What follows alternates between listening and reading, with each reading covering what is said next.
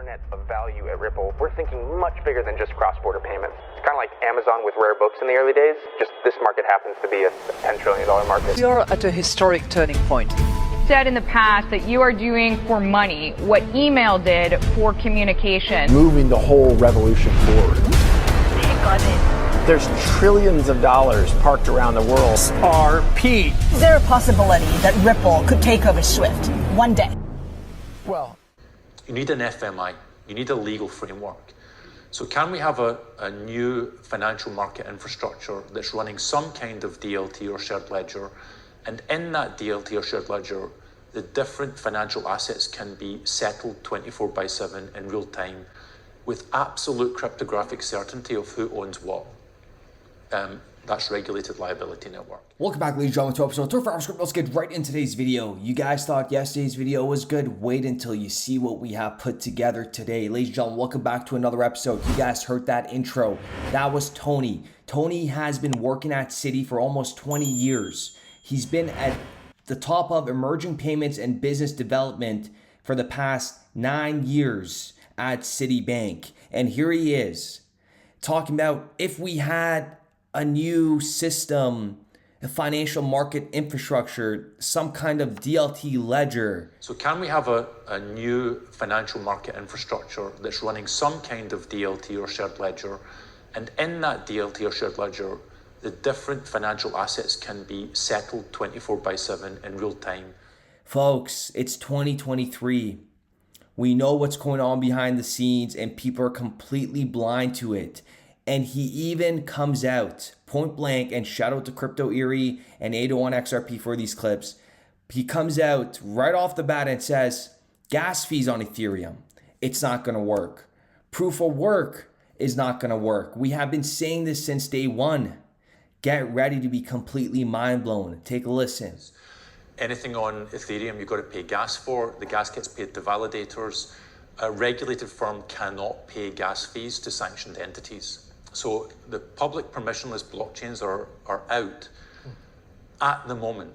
What would need to be true in order to enable regulated institutions to occupy that space and use those networks? So the first thing that you have to do if you want to apply DLT to the regulated space is you've got to put a number of fundamental blockchain constructs into the garbage. We don't want non-sovereign currency units. We don't want commodity forms of money. We don't want proof of work. We don't want anonymity. We don't want tokenomics. We don't want economic systems. We don't want proof of work. You might still use proof of work. Great. Why not invite Ryan and Desiree? We don't want proof of work. You might still use proof of work. Great. Why not invite Ryan and Desiree? I don't know if you would like to comment on this as well. But Ryan, go ahead. Proof of work doesn't work. Proof of work doesn't work. It's been widely... Ryan, proof of work's been working. Let me finish. Let him Proof finish. of work doesn't Let work. him finish, please.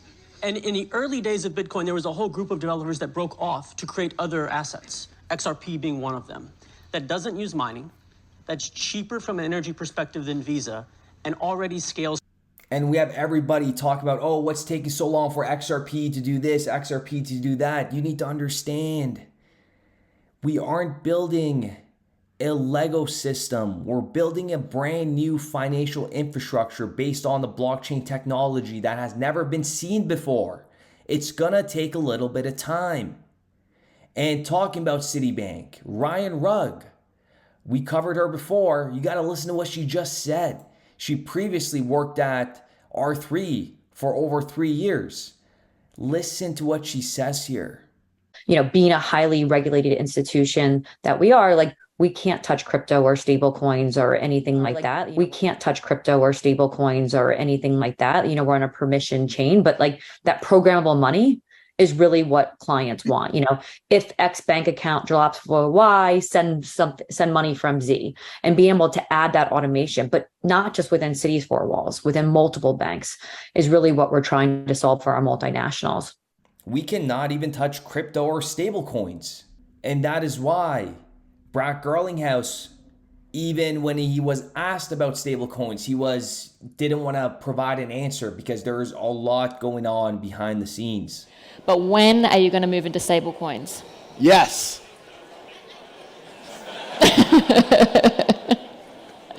When? Yes. Will we do or say more than that? Not today. And to put the icing on the cake, we are going to play a video by Jennifer O'Rourke, okay? This article was published, Digital Dollar Pilots at the DTCC. And we're going to tie this back to Ripple XRP. It's right in plain sight, okay? November 30th, 2022. So a couple months later, they come out and say, DTCC shares findings from its pilot with the Digital Dollar Project, identifying requirement for supporting a US CBDC in security settlements.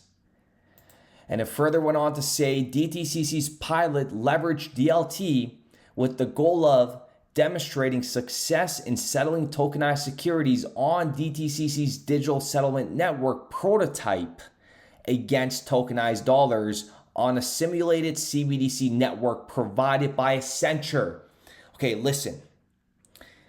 Do you hear that part? A CBDC network provided by Accenture, which is basically Ripple XRP behind the scenes. Because back in 2015, Ripple and Accenture inked a deal. And what is Accenture's purpose? Well, it is to offer products, for example, like Ripple's products, to its clients within the financial services industry looking for payment options. The firm has seen a rise in demand for blockchain-based products. Folks, go ahead and smash that like button. Can we cross 2,000 likes? That's insane. They're telling you right here that they're doing a simulated CBDC network provided by Accenture. That network indirectly is with Ripple XRP behind the scenes because Accenture offers Ripple's products to companies like the DTCC. And here we have Anthony Welfare, September 5th, saying excited to share Ripple news, the Digital Dollar Project launched a technical sandbox, and of course Ripple's involved, DTCC's involved, Accenture's involved, R3 Corda, they're all involved.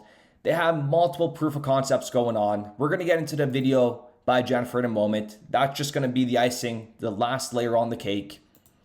And then August 22nd of 2022, of course, we have DTCC's Project Ion platform now live in parallel production environment, processing over 100,000 transactions per day on DLT. And guess what? DTCC has selected R3's Corda as the underlying DLT technology for Project Ion platform, and the rest is history. Ladies and gentlemen, I do appreciate every single one of you guys. Let me know what you guys think in the comments down below. But this is going to be massive.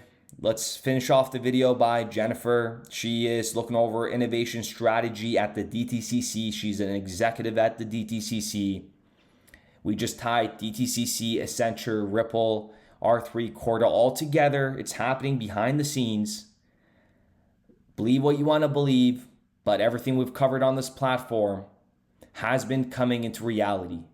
So, Jennifer, take it away.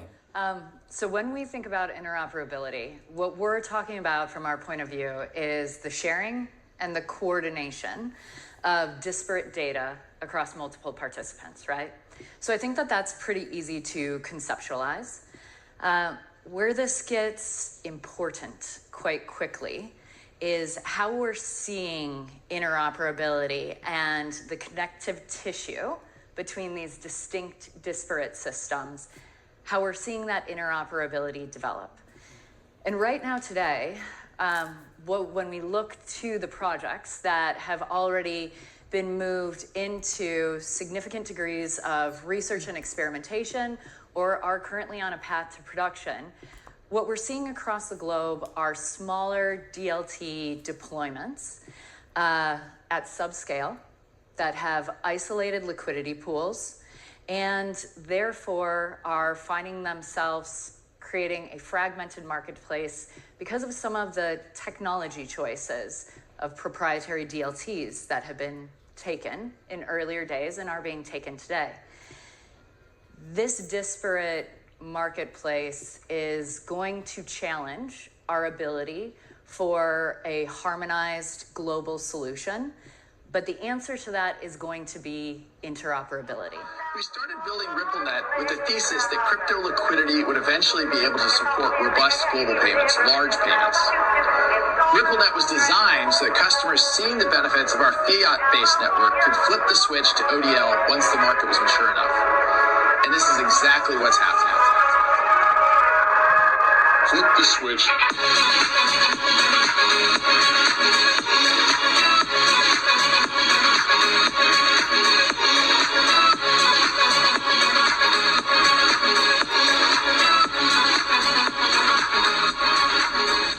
I think what we're building has, it's solving a real problem.